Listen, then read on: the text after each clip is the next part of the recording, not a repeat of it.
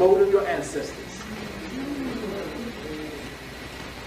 This is the portal through which we go to other dimensions.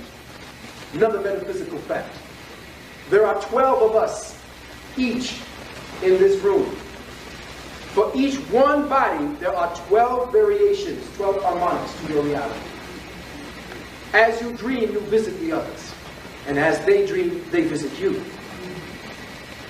Within that 12 spectrum dynamic in the hologram, you are now part of an upward movement towards another density that all 12 of your realities are now witnessing to.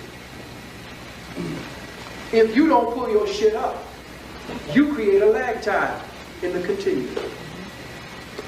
And then the densities, which is supposed to actually evolve to the other densities, thus taking the material from the third density up to the next one as fuel to jettison into the next one. So that we then bring it back to the null zone. There should be nothing left of this as we transit it. We should convert all of this. This is why you came down in the flesh, to convert matter into spiritual substance.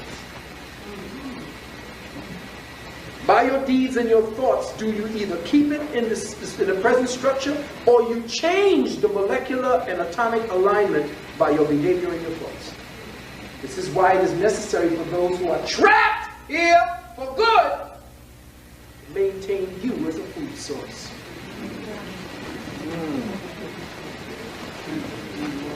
To piggyback your dynamic to get the fuck out of here, because they can't. Their particular body structure cannot encompass the frequency dynamic necessary to switch. They can do it artificially, they can do it mechanically, but they can't do it organically. The children being born today, don't fuck with them.